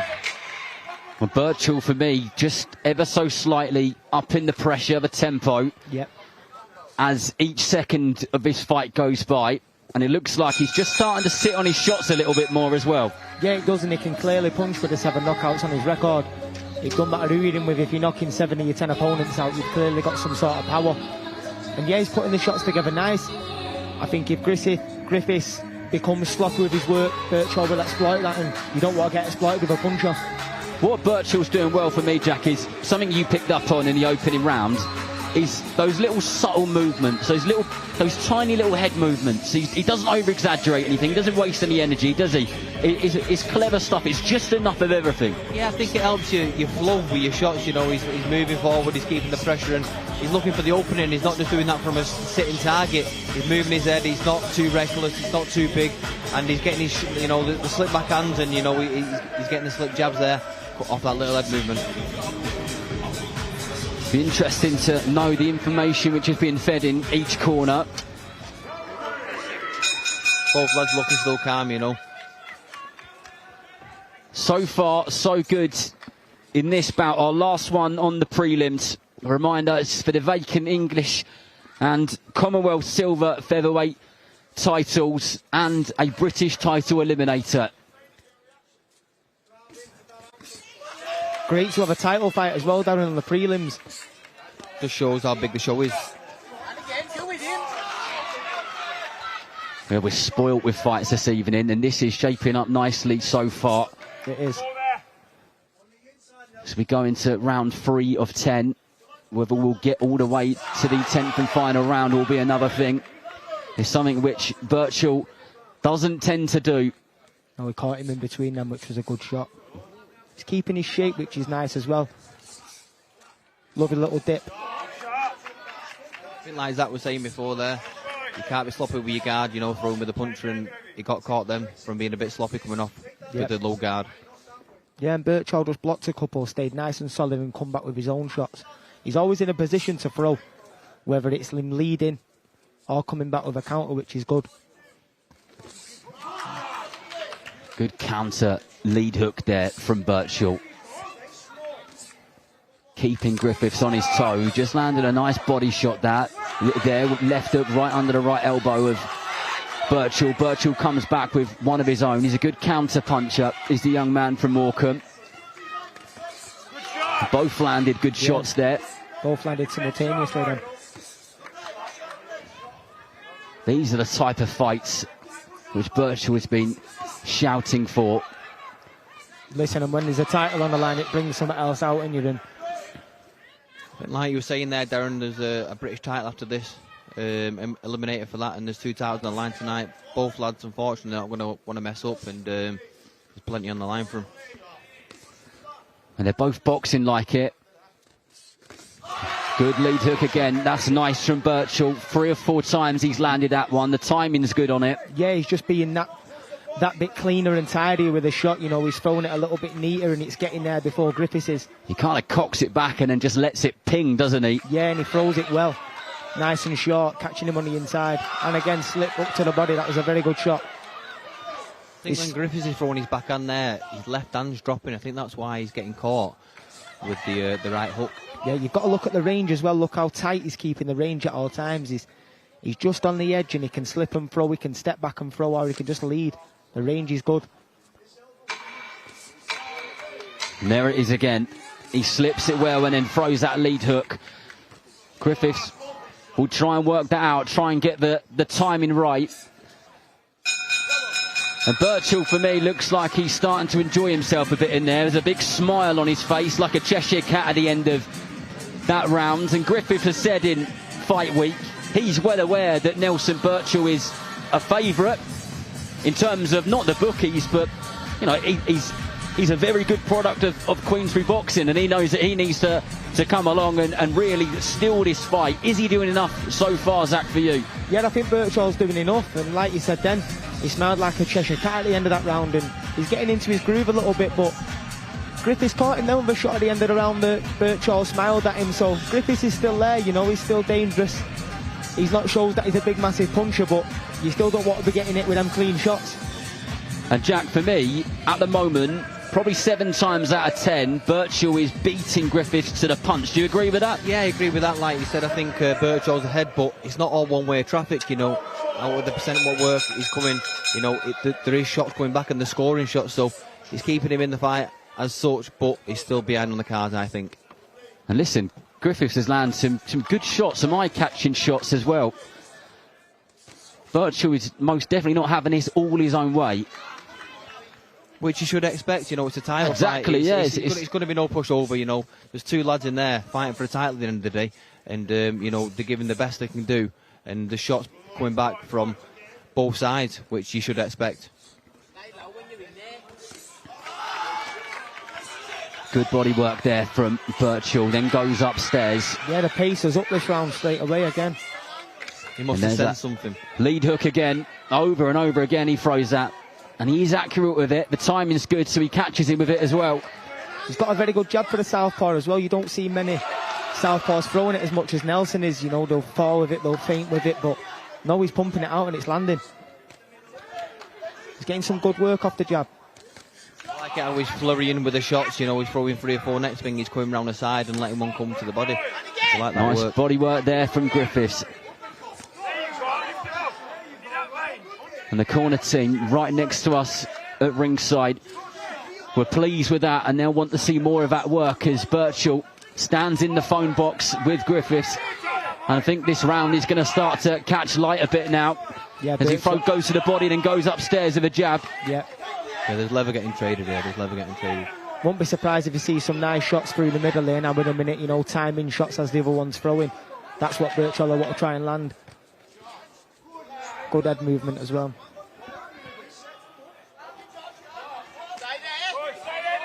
The corner team screaming for Griffiths to stay there. They're quite happy for him to fight on the inside in the pocket as Birchall loads up a big shot with his left hand. Yeah, they know the fighter. He's been in some wars before and looks like it's going to be the same again tonight. Like you were saying there, Darren, before, he's a phone box fighter. There's toe-to-toe. And that's where Griffiths' best work might be. You know, he can unload, let his shots off, and he's got an opponent there. And he's throwing back with him. Nice straight left hand down the middle from Birchall there, and Griffiths came back with one of his own as he goes to the body again in the corner, shouting to Griffiths that they don't believe that Birchall likes the fight taking place there. Whether they're right or wrong is another thing, but he's standing there and trading with him. A short flurry of uppercuts and turned a hook over upstairs. It's only the 4th round and we're going to be in for a good one here, I think. We're in for a treat. Both trading here at the end of this round. Listen, this Griffiths hasn't come here just to roll over. He's come to win these titles himself. Well, for me, Jack, Griffiths really got himself back into the fight there, didn't he? I'm not saying he was completely out of it, but that looked a lot more 50-50. Definitely. Birchall looked at the gear there, and he stepped up a gear himself and finished off the round very strong. Like Zach was saying, he's no pushover, this fella. He's coming to win these titles, and what a 4th round, you know. There's 6 left, and I think this is a cracking fight. I think it's brilliant matchmaking. You've got Birchall, 10-0, done everything what's asked of him. You've got Griffiths, suffered a defeat and a couple of draws, but he's going to want to get back to winning ways. You know, a reminder that Nelson Birchall was just 21 years old. First title fight for him. He is an ambitious young man from an ambitious gym. But they back it up. They back that ambition up. Pierce O'Leary stood in the corner there. He got his homecoming a couple of weeks ago in Dublin. I was lucky enough to be there. The atmosphere was unbelievable. Hopefully we'll see him back there in the summer, back in Dublin, where he is most definitely become a star. But someone who is trying to become a star as well is Nelson Birchall in the toughest fight of his career maybe so far, in there against Ryan Griffiths. If you just joined us, welcome along. I think this is going to build Birchall as well, you know, like any of these fighters coming away from this fight, it's been a tough fight. You know, you need that. If you're blowing someone out 1 or 2 rounds, apart from winning the titles, you've gained no experience, and these lads are going to gain experience tonight. That's absolutely it, and Moses Itauma is a good example of that as well, but we'll focus on this fight for now. Of course, Itauma headlines here this evening against Jermaine Franklin. Griffiths comes forward with the right hand, which is just soaked up by the guard of Nelson Birchall.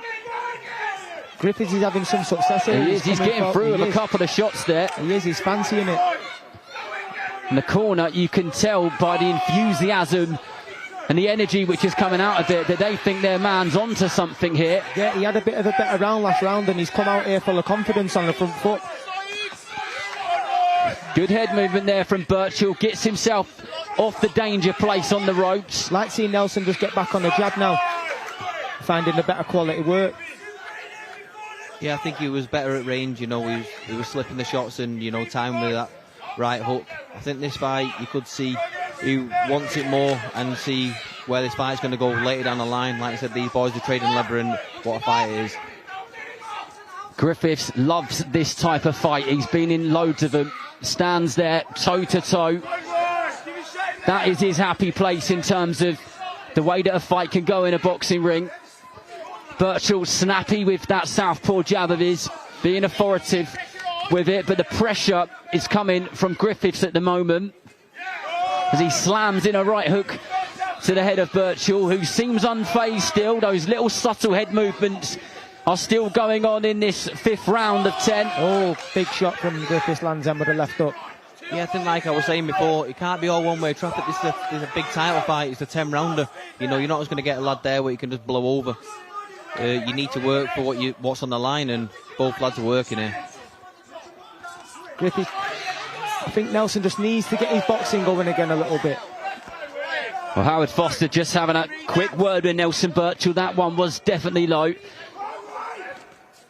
As Griffiths straight back to business on that front foot, but yeah, he's just Birchall maybe just needs to be a little bit busier at the moment, doesn't he, as the shots come through. And that was a nice straight left hand to end the round there. The timing was good from Birchall.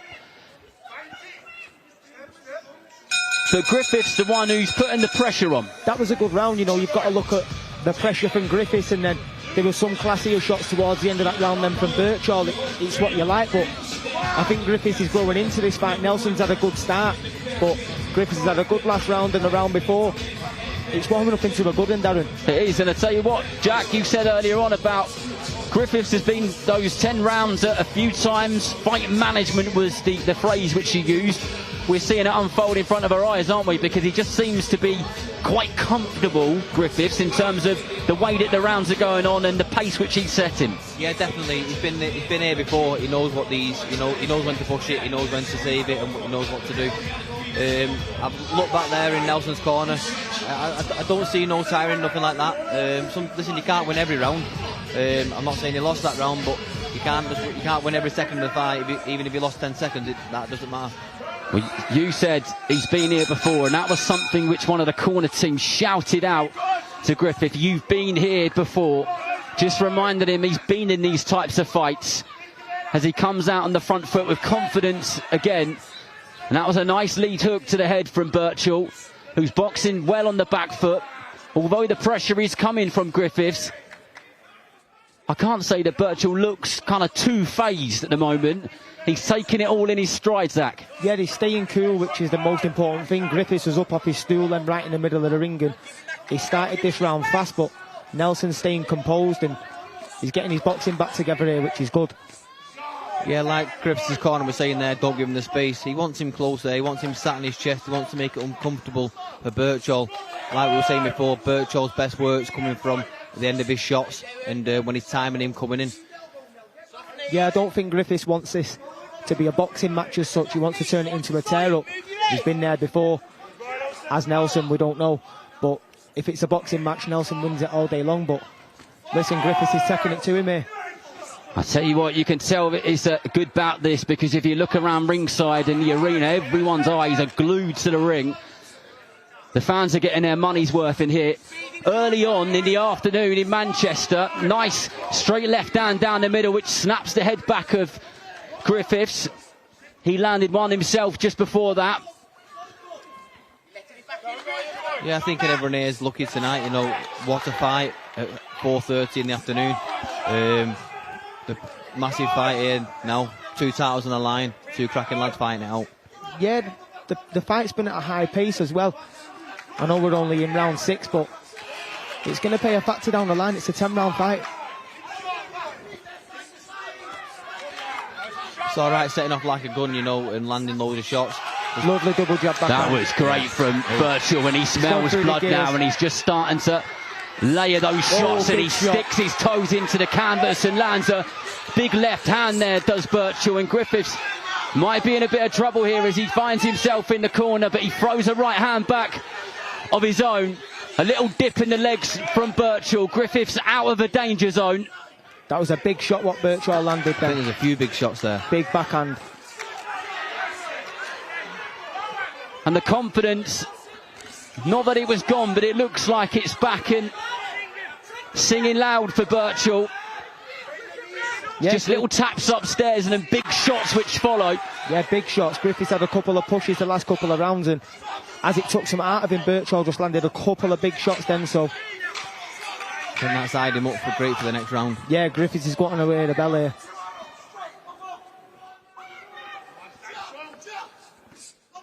Another big jab to end the round for Birchall. Griffiths took some big shots there, and he took them really well. How hard they came across on the television, I don't know, but from a couple of feet away, they really went in hard. Yeah, listen, we've got headphones on, and we could hear the thud off that shot.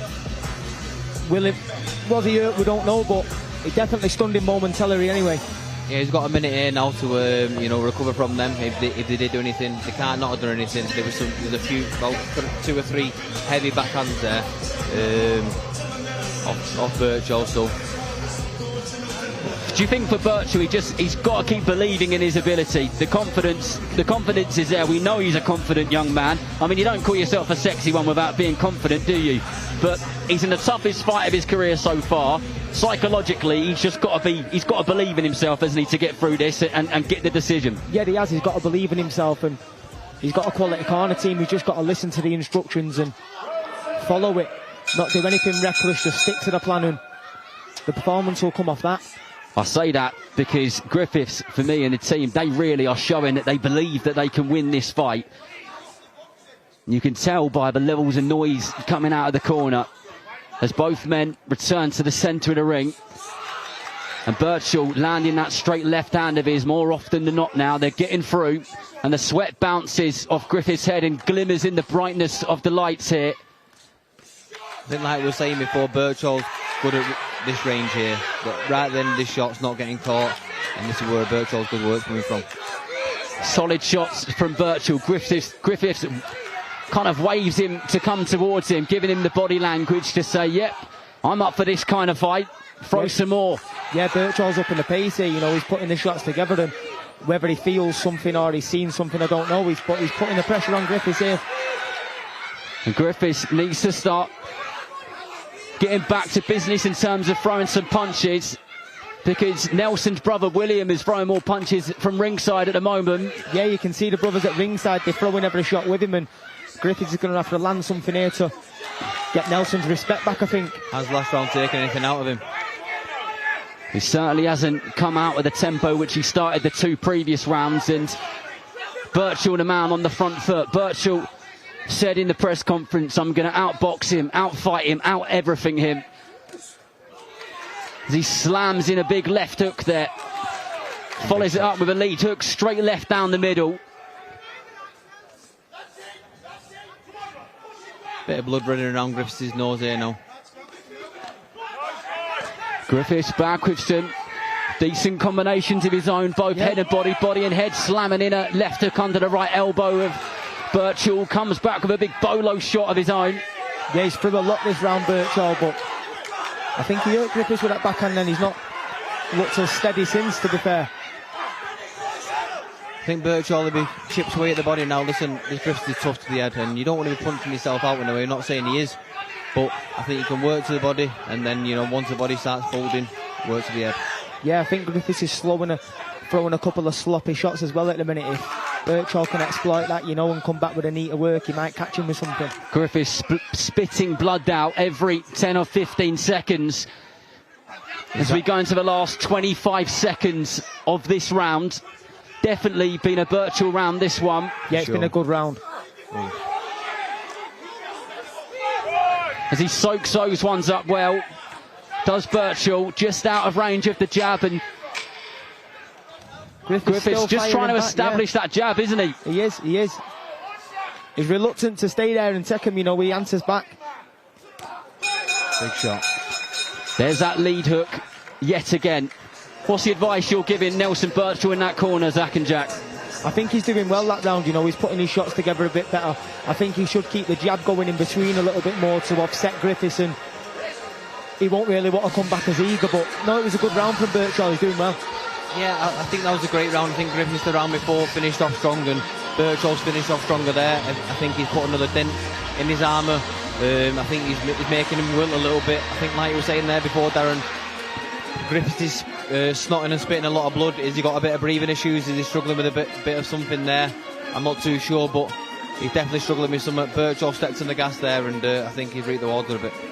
I think you've hit the nail on the head there, Jack. There's probably some breathing issues going on there. His mouth's filling up with blood and he keeps spitting it out. And when you've got a fight of this pace with Birchall flying at you, really piling on the pressure, both head and body, doesn't make it any easier. No, it doesn't. He needs to be careful where he's spitting that blood. My mate Jack Rafferty's got a brand new suit on here. Jack Rafferty looks like 007 this evening.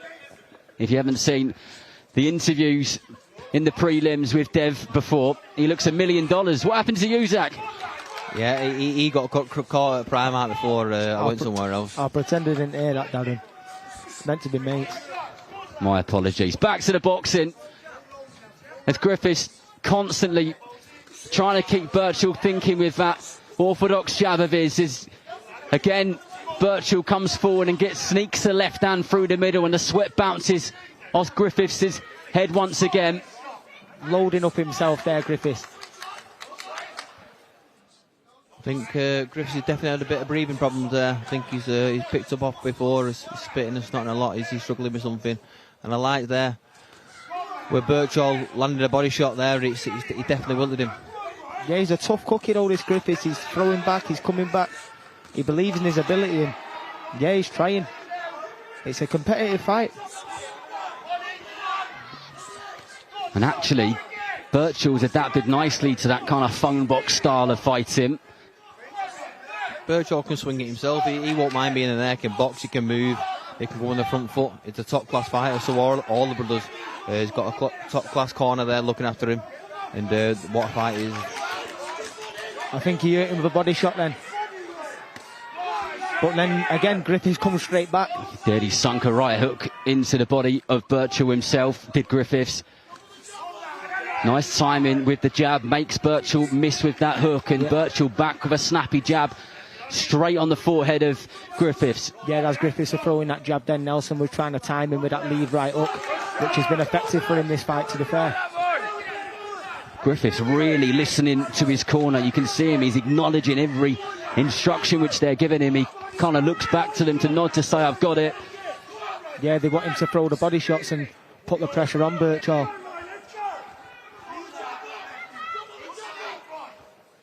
There's no giving up in the lads, you know. As much as Griffiths has took, he's still coming forward, he's still wanting it, you know. And that's what you want as an opponent. You don't want someone covering up, taking the shots and, you know, can't get the stoppage. This is what you want, a tough fight. It'll progress in your career. Birchall landed a nice left hook over the top there. He kind of leans over to the side and just lets it rip, doesn't he? Griffiths nice and strong with that jab.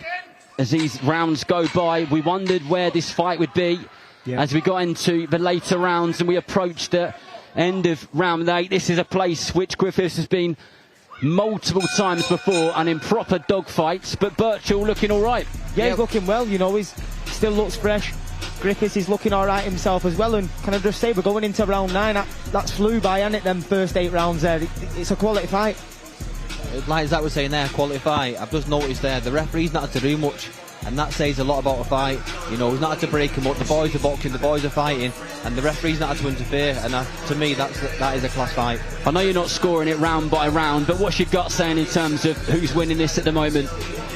Don't get me wrong, a couple of the rounds have been competitive, but I'd probably have it 7-1 Birchall. What about you, Jack? Yeah, 7-1 or 6-2, you know, you've got to give Griffith some credit. Nothing against Birchall whatsoever. I think the boys have boxed brilliantly. They're putting on a massive show.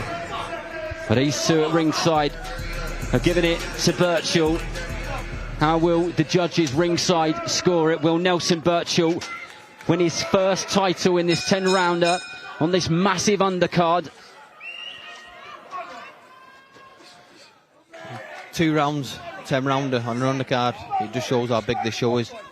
96 rounds of boxing was scheduled this evening. We've already had a stoppage, so we won't see all of those. But that is a lot of boxing. Really sunk that shot into the body, did Birchall. Griffiths trying the Birchall special with his left hook. Yeah, he tried to time him with his own shot. Big overhand left landed by Birchall there. He did, but can he keep Griffiths on the rope in the danger zone in that corner? for an extended period of time. That's when he has the success, and 3 or 4 good shots got through from Birchall as he bites down on his gum shield, and these are heavy shots which are coming in, and Howard Foster has seen enough for one evening. Ryan Griffiths, and like that, it's over. Gets stopped, and Nelson Birchall is the new English and Commonwealth silver featherweight champion, and he celebrates on the ropes, and the smiles of his brothers ringside tell you everything which you need to know. There were moments when that fight was tough for Birchall, but he dealt with it, and he got another stoppage win. He did good, that very good. Come out for that round, went through the gears, and Griffiths didn't have an answer for it. Waved off, brilliant win. I said how well the boys fought early on. This fight's going to be won down the stretch, and that's what it was done. Superb, great fight. Hats off to Ryan Griffiths. Great contender he is. Really solid operator. He is very happy to stand there and trade, and he took a fair bit of punishment at times in that fight. Credit where credit's due to Griffiths. So well done to him. Yeah. But Thomas Treiber has the official time of the stoppage. And the referee will get the pair of the fighters together, and Nelson Birchall will be crowned.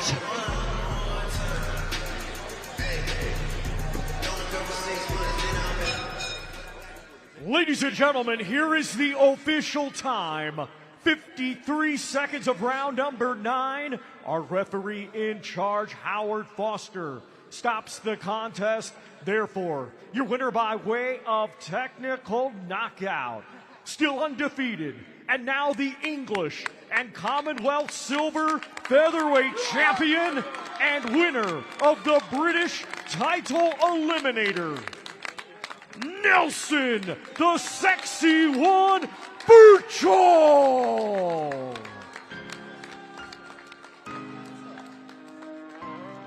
Wonderful respect between Nelson Birchall and Ryan Griffiths. A great fight. 2 very good contenders. As I said, there were moments where Nelson Birchall maybe had to switch on more than he has before. Definitely his best opponent yet, but he gets the job done and he wins that title. You guys know what it feels like when a belt goes around your waist. Tell the audience what it's like. He won't sleep tonight, let me tell you. No, he won't sleep tonight, but it don't matter what title it is. He's just gone there. He's won the Commonwealth silver and English title. It's massive. He's gone in there. Griffiths has played his part, but Nelson boxed well. Good fight, and then got the job done. Got him out of there. Do you know what? When I saw this fight on paper, I thought, do you know what? That's an ambitious fight for Nelson in terms of it being his 11th contest.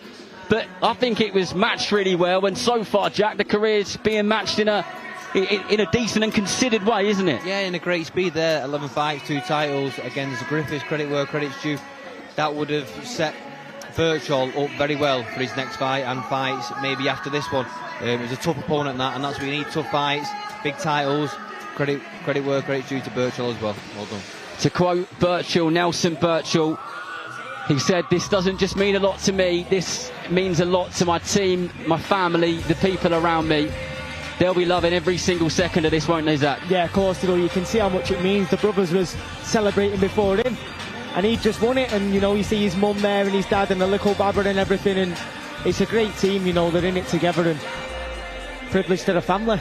We've spoken about this, you and I, on a podcast actually, Zach, around kind of fighting families, and it must be so good because you're an only child, aren't you? I am. I mean, to be able to do this with your brothers must be brilliant. Yeah, it's unbelievable, and you know, I see it firsthand in the gym all the time with Jack Rafferty and Tom Rafferty, and it must be fantastic, and you see how proud the dad is. And he's got 2 brothers actually. He's got me and Tom. Well, so I stand corrected.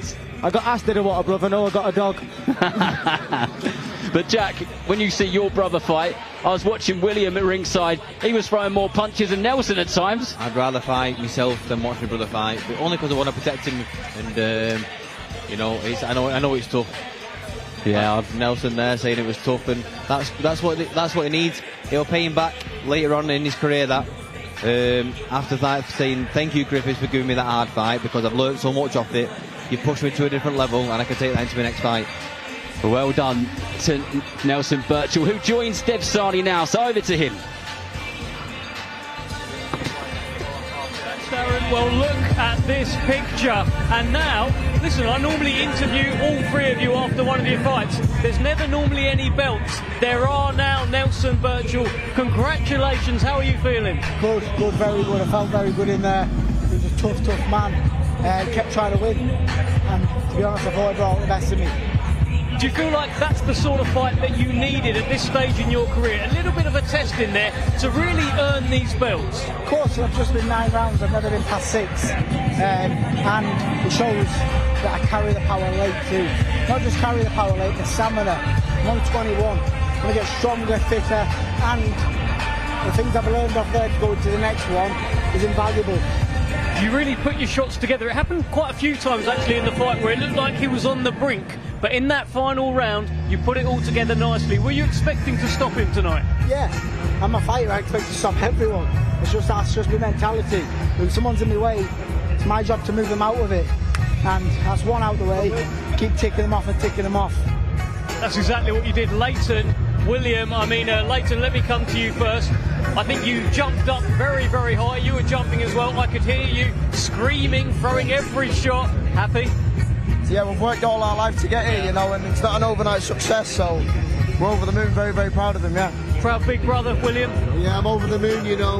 What a tough man that Ryan Griffiths is. Honest to God, he took some serious shots in there, and fair play for holding on to him for 10 rounds, to be honest with you, because I thought he was hurt from round 1, and listen, it's strap season, baby. Yeah, listen, I felt when I was in there, Dev, I had him going a few times, but when you're in with a light opponent, they're all live. One who's coming to win and trying properly hard to win each round. I felt like I had him going, I'm thinking, I want 10 rounds here, he's off, when he's ready to go, he'll go.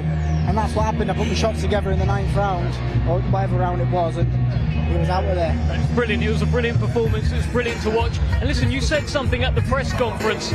You weren't like your normal kind of jokey self. It was quite serious. You said, this is a family affair. This means everything to not just me, but the people I'm with every day. How much has this meant to the Birchall family tonight, Nelson? A lot. The stuff we've been through to get to here is ridiculous. It's not saying just this one camp. This is since I've been 9 years of age, working my arse off. When I say my arse off, I've always been doubted. Oh, he'll get here and then he'll not do this, he'll get there and he'll not do that. Now no one can say I wasn't a champion, because now I'm a professional champion with 2 belts at 21, and I'm only going to get better. I made a promise before I came to here to my uncle who passed away, and taking these belts back got more from me and showing me very proud of it. I love that. You should be very proud of yourself. He will be very proud of you as well. Nelson, I'm going to let all 3 of you guys go. Nelson, congratulations. I'm the new baby. Thank you very much. I'm the new. Thank you very much, gentlemen. I love that. A big performance from Nelson Birchall. He is now the English and Commonwealth silver featherweight champion. There is so much to come. Carnage, pandemonium here at ringside, as you can see, but that's how we love it on these prelim streams. Zach Miller, Jack Rafferty, great to have you back. And Zach, I want to get your thoughts on a future opponent, maybe. Oh, hey, you guys don't have a fight here. I got 2 in one night. Listen. I mean, you've had belts like that in the past, right? But you were impressed with young Nelson Birchall. Yeah, I thought it was very good. I thought it was perfect matchmaking at the time in his career. You know, he's got an unblemished record. He was 10-0, 7 knockouts. Griffiths come to win. He exploited that tonight. There were some rounds what was competitive, was a competitive fight, but when it was time to shut the show, he shut the show. Yes. Went out there in that 9th and got him out there. Sort of fight that you need at this stage in your career, Jack. He's had it all his own way so far. Tonight he had someone coming to win. Definitely. 11 fights in, 2 titles against a tough opponent. I said to him then, and I said in the commentary, this fight is going to be won later down the stretch, which it was, and I said that's going to pay him back later on in his fights against a tough kid. You can't have it all your own way in these fights, you know, you've got to learn off him. Losing rounds, a tough fight, that's what he got tonight, and that will build him in his next career. Yeah, excellent. And again, this is just the prelims, by the way. We're of course live on DAZN from 5 o'clock. So much to look forward to. That is your main card coming up. I mean, let's have a look through some of this. I mean, Michael Gomez Jr. against Jordan Flynn. Jordan Flynn initially was scheduled to fight Akib Fiaz. Fiaz pulled out. In steps a former English champion. I mean, I'm looking forward to that one. Fellas, chime in whenever you see something you like the look of, but you've got Alex Murphy there against Josh Holmes, your man Liam Davis against Grandelli, Zach Miller, so much. You got to look at Big Shaq as well. Yeah. You know, Shaquille Thompson. Listen, he's a secret in that division, and you'll see it tonight. That man can fight. Yeah, that's towards the top of the card. Shaquille Thompson, 15-0 unbeaten middleweight, makes his Queensberry debut against former British champion Brad Pauls, and Willie Hutchinson, Ezra Taylor. Cannot wait. Everyone in this arena is talking about that fight. Jack, I know you can't wait for that one. No, I can't wait for that. I think Willie's a brilliant fighter. Taylor is saying they both think they should be being with each other. I think we're in for a very big treat tonight with that. And what about the big man from Stoke? Oh, yes. Hey, How can we forget? About the Stokies. It's going to be crazy in here, by the way. Yeah. Delilah and all that jazz, you know what's coming. He's been buzzing for that because, listen, this is his first time, Nathan the Hitman Heaney. He is boxing on the zone. He is so excited. Apparently he's done 3,000 tickets of his own, more than he's ever done. And they're going to sing Delilah tonight, and I'm going to sing along. And so are you boys, right? Of course we are. Come on. Come on. But, listen, serious business though. Important fight, because if he loses to Jerome Warburton tonight, it kind of feels like an end of an era kind of loss. Yeah, I think the same to Jerome as well. I think Nathan's after a fight at, you know, Stoke. Warburton's going to think, where am I going to go? Back on the small lows. So it's going to bring a cracking fight. Yeah. I love Warburton's nickname, by the way. Are you aware of what it is? The bread maker. So good. He calls himself the bread maker because of Warburton. Love all of that. You love all them puns, don't you, Dev? Mate, I'm here for it. I'm here for it. I wonder what puns we're going to have tonight about the main event. Moses Itauma, 21 years old, precocious talent. The test, the step up, apparently, against Jermaine Franklin.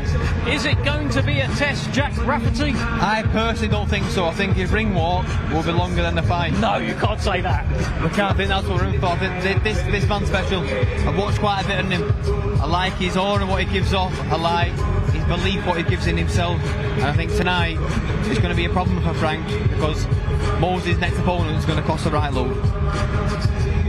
Well, we'll tell Frank about that one, but yeah, it's a problem I'm sure Frank would be happy to have.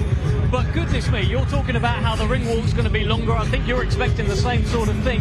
How can we say this? Jermaine Franklin, but he's not some old man. He's not over the hill. He's 32 years old. He's coming off the best win of his career. He's taken Anthony Joshua the distance. He's taken Dillian White the distance. And you're saying it's going to be over like that? I think it is.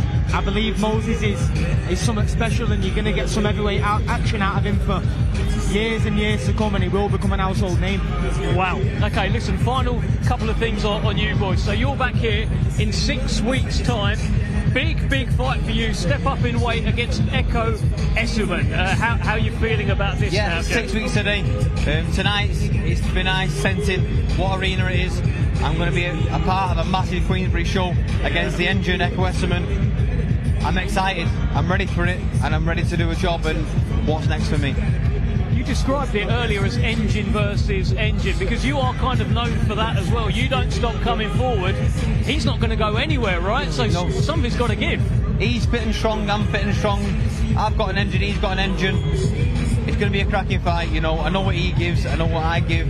I think he'll know that the same. And listen, in 6 weeks' time today, we'll be there touching gloves, and what a fight it'll be. I can't wait for that. And I guess you, Liam, I've called you Liam twice tonight. You, Zach Miller, will be keeping a close eye on Liam Davis tonight, right?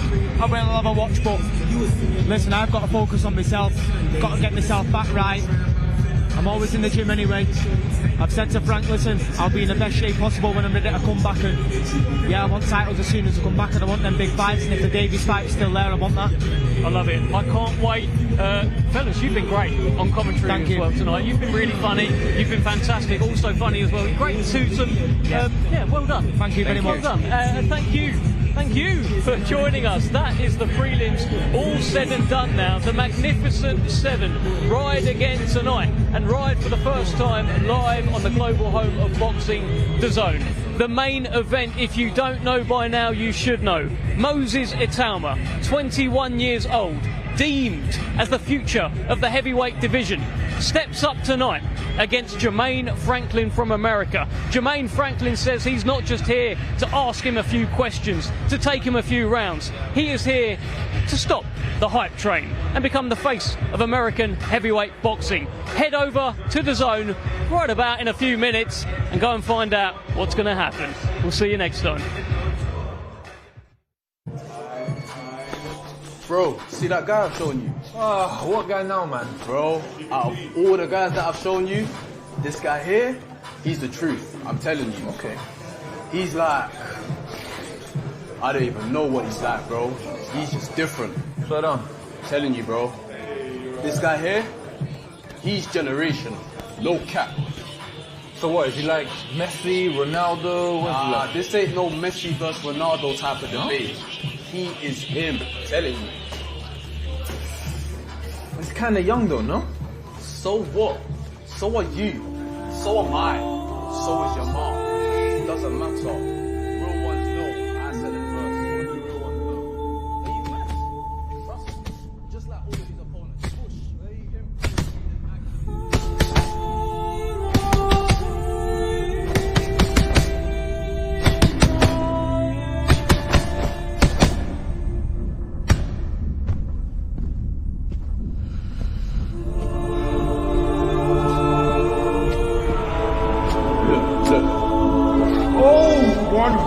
Cooking time.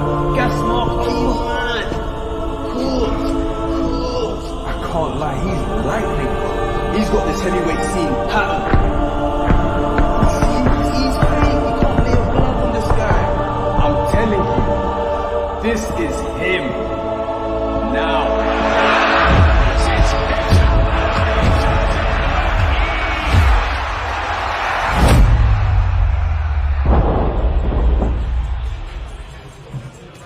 Imagine if you just walked into the gym right now. Imagine. I reckon I could take him on, you know. You? I'm telling you, bro. You seen the games? Me and that kid, we don't even need to pretend. Me and them boys, we ain't friends. Flashback, when you got rags, anything crack that. In and out of Dodo, when a new match. To the boys, got on him and he crashed that. Till they came back.